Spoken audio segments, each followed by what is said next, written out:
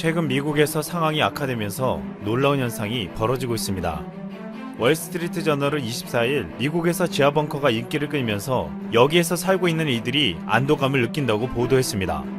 미국에서는 1950년, 60년대 핵전쟁을 두려워하는 이들이 대거 지하 대피소를 만들기 시작했습니다.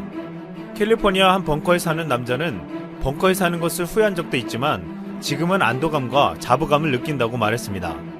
웨스트 버지니아에는 견고한 목장이라 불리는 대규모의 피난처가 있는데 현재 이곳도 각광을 받고 있습니다. 이곳은 산속으로 완전히 둘러싸여 100에이커 규모로 위기가 닥치면 완벽한 요새로 사용됩니다. 여기에는 1년이 넘게 버틸 수 있는 식량이 있고 폭도들을 물리칠 수 있는 무기들이 잔뜩 쌓여 있습니다. 과거에는 지구 종말을 대비한 시설들은 깊숙한 벙커의 초호화 시설로 만들어졌지만 이 시설은 1인당 연간 $1000만 내면 들어갈 수 있습니다. 이곳의 시설 관리자는 최근 가입 문의가 이전보다 10배 이상이 늘었다고 했습니다. 미국은 26일 기준 환자 수가 6만 5천 명이 넘었습니다. CNN은 이번 주 중에 미국 인구의 55%인 1억 8천만 명이 자택 대비 명령 영향을 받을 것으로 내다보고 있습니다. 미국의 상황이 심각해지자 트럼프 대통령은 24일 문재인 대통령에게 전화를 걸어 의료 장비를 보내달라고 요청했습니다. 트럼프는 부활절인 4월 12일까지는 미국의 경제활동이 재개될 수 있도록 하겠다고 했지만 현재 상황은 쉽지 않아 보이고 있습니다. 트럼프가 그동안 가장 내세웠던 미국 경제까지 이번 사태로 인해 위기에 몰리자 굉장히 조급한 모습을 보이고 있습니다. 초기에 안일하게 대처했던 트럼프의 대응은 연일 미국 내에서 한국과 비교되며 비판받았습니다. 미국은 자체 개발 검사 키트가 제대로 작동하지 않아 수주를 허비하고 초기 검사 부족으로 인해 지역사회 전파를 막을 황금 시간을 놓쳤다는 평가를 받았습니다. 더욱이 트럼프 대통령이 발병 초기 독감보다 못하다며 위험성을 경시하는 태도를 보인 것도 검사 부족과 맞물려 환자 급증의 요인이 됐다는 비판을 받고 있습니다. 미국 유명 방송인 하워드 스턴은 트럼프 대통령의 대선 캠페인 슬로건을 미국을 어쩌면 한국처럼 위대하게라고 바꿔야 한다고 했습니다. 그는 한국의 공격적인 대응을 칭찬하며 반면 초기 대응을 제대로 하지 못한 트럼프를 비판한 것입니다. 이 같은 언론의 공격을 의식해서인지 트럼프는 미국의 대응을 한국과 비교해서 말하기 시작했습니다. 트럼프는 25일 브리핑에서 지난 8일 동안 미국은 한국의 8주간 검사보다 더 많이 했다고 자랑했습니다. 미국 공영라디오 NPR은 두 나라 모두 30만 명가량 검사했는데 한국에서는 170명당 1명을 했다는 것이고 미국에서는 1090명당 1명을 했다는 것이라고 설명했습니다. 그러면서 미국의 검사 규모는 여전히 한국에 근접하지 못했다고 꼬집어 말했습니다. 그러나 이것도 사실이 아니었습니다. 연합뉴스에서 체크한 결과 한국의 8주간 검사 건수는 35만 7천 건이었고 미국이 8일간 실시한 검사 건수는 22만 건에 불과했습니다. 트럼프는 그동안 비교당한 한국보다 더 낫다고 주장하려 했지만 사실이 아니었고 또한 한국에 도움을 요청한 사실은 언급하지 않았습니다. 지난 19일 트럼프가 치료제로 검증되지 않은 클로로퀸이 큰 효과를 나타냈다고 신의 선물이 될 수 있다고 말했지만 23일 이 약을 복용한 부부가 중태에 빠졌다고 보도되기도 했습니다. 트럼프는 마치 치료제가 나타난 것처럼 말했지만 제대로 검증되지 않은 사실이 드러난 것입니다. 트럼프는 미국의 대응에 대해 자아자찬하고 있지만 뒤에서는 한국과 같은 동맹국들에게 지원을 요청하고 있습니다. 트럼프는 문재인 대통령에게 전화를 걸어 의료장비 지원을 요청했는데 이미 시즌의 진단키트는 미국에 수출되고 있었습니다.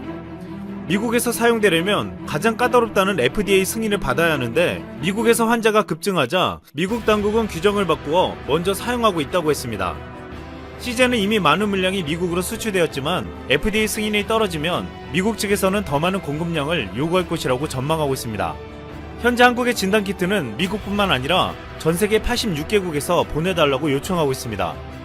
한국의 진단키트는 다른 나라의 제품보다 빠르게 결과가 나오고 정확도도 높기 때문입니다.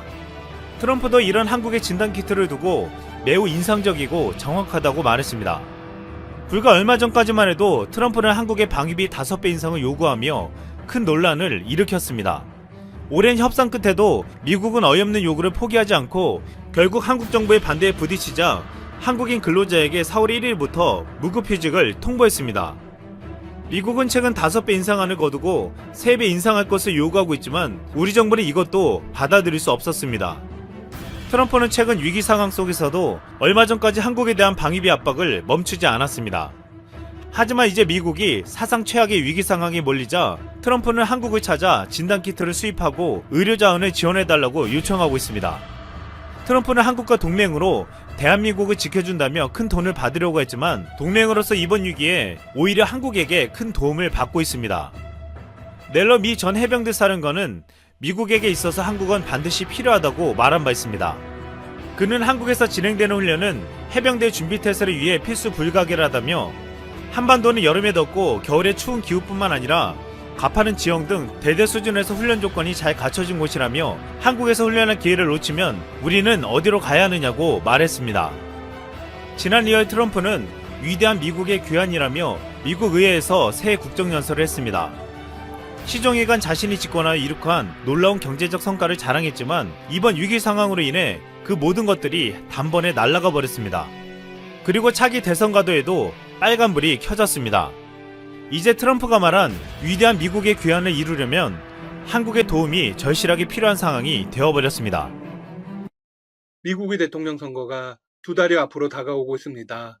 공화당과 민주당의 후보는 각각 현 대통령인 트럼프와 전 부통령 바이든으로 확정되었습니다. 9월과 10월에는 두 후보의 TV 토론이 예정되어 있습니다. TV 토론에서 지지율의 극적인 변화가 일어날 수 있습니다. 대선은 11월 3일입니다. 미국 연방법은 대선을 11월 첫 월요일 다음 날인 화요일로 정하고 있습니다. 그런데 미국의 대선은 여기서 끝이 아닙니다. 12월에는 대통령 선거인단 투표가 실시됩니다. 왜 2번에 걸쳐서 투표를 하는 걸까요? 이유는 미국의 대통령 선거는 직선제가 아니라 간선제이기 때문입니다. 미국 대선은 승자 독식이라는 독특한 방식을 갖고 있습니다. 주별로 가장 많은 표를 얻은 후보가 해당 주에 배분된 선거인단을 모두 차지합니다. 그래서 일반 유권자 투표에서 지고도 대통령이 되는 경우가 많습니다. 대표적으로 2000년 조지 부시 대통령을 들 수 있습니다.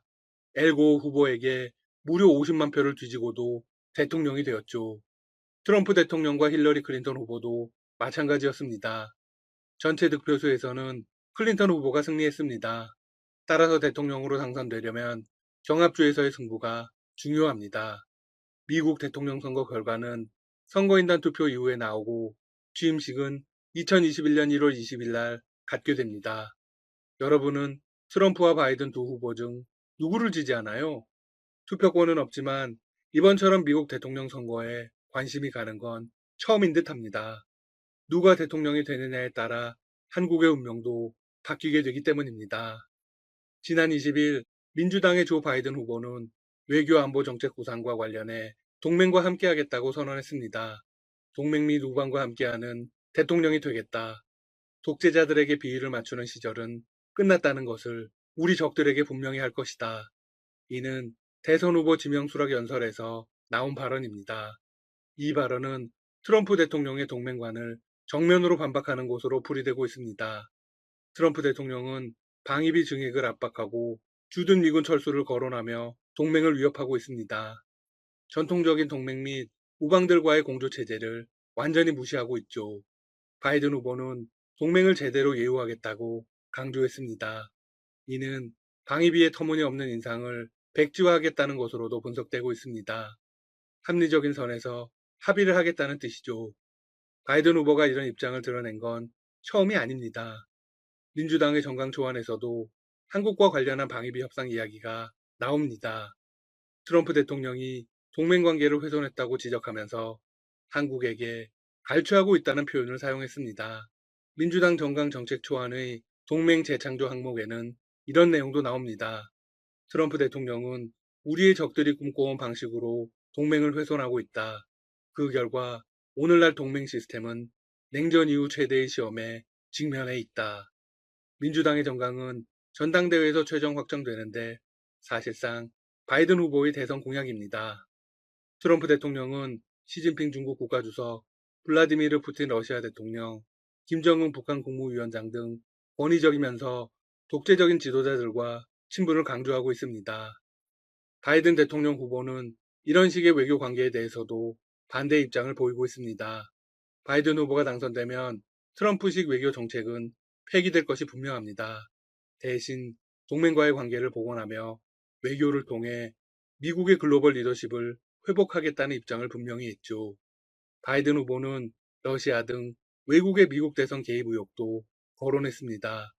나는 우리의 가장 신성한 민주주의 활동인 투표에 대해 외국의 개입을 결코 참지 않을 것이다.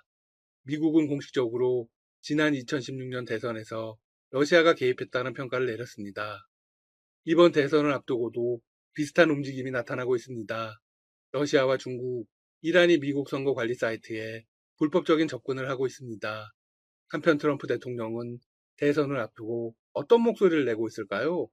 당선되면 동맹국에게 더 많은 돈을 받아낼 것이라고 공식 선언했습니다.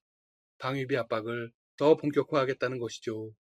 이는 동맹보다 미국 이익 우선주의를 강화하겠다는 것입니다. 한국으로서는 여러모로 불리한 상황입니다. 뿐만이 아닙니다. 외교 관계에서 전반적인 변화가 일어날 수 있습니다. 최근 한 국내 언론이 이런 기사를 내보냈습니다. 트럼프 미국 행정부는 한국을 지지하지 않는다. 한국은 일본의 반도체 소재 수출 규제 조치에 대해 세계무역기구에 공식 제소했습니다. 미 국무부는 두 나라의 무역 전쟁에 개입하지 않겠다는 입장을 밝혔습니다. 어느 한쪽 편을 들지 않겠다는 것이죠. 하지만 세계무역기구 홈페이지에 게재된 회의록에 따르면 미국 측이 이렇게 발언했다고 나옵니다. 오직 일본만이 자국의 본질적인 안보에 필요한 조치를 판단할 수 있다. 무슨 의미일까요?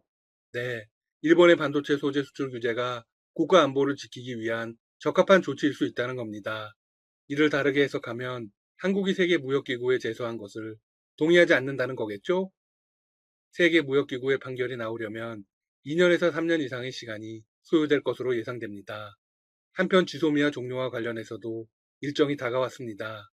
한국이 한일 군사보호협정 지소미아 종료 방침을 일본에 통보한 지 약 1년이 지났습니다. 지소미아는 한일 어느 쪽이 파기를 통보하지 않는 한 1년마다 자동 연장됩니다. 취소하려면 90일 전에 통보해야 하죠. 90일 전이 바로 24일입니다. 현재 양국은 아무런 움직임을 보이지 않고 있습니다. 일본은 한국의 선택을 예의주시하고 있습니다. 일본 언론들은 이런 기사를 속속 내보내고 있죠. 올해는 파기를 향한 한국 정부의 구체적인 움직임이 없다. 일본 정부는 협정이 연장될 공산이 높다고 보고 있다. 물론 일본의 생각입니다. 한국 정부의 입장은 다릅니다. 한국은 지소미아를 언제든지 종료할 수 있다고 밝힌 바 있습니다. 즉, 24일은 큰 의미가 없습니다. 지난 20일 한국의 외교부는 일본 정부에 이런 공문을 보냈습니다. 한국은 언제든지 지소미아를 종료할 수 있는 권리를 갖고 있다. 일본 정부의 적극적인 협조를 촉구한다. 지소미아가 정상적으로 체결되기 위해서는 한국에 대한 수출 규제를 해제해야 합니다. 그리고 화이트리스트 복귀가 필수적으로 선행되어야 하죠. 한국은 대외무역법 개정 등을 통해 일본 측이 제기한 수출 규제 조치의 사유를 모두 해소했습니다. 하지만 수출 규제를 계속 유지했죠.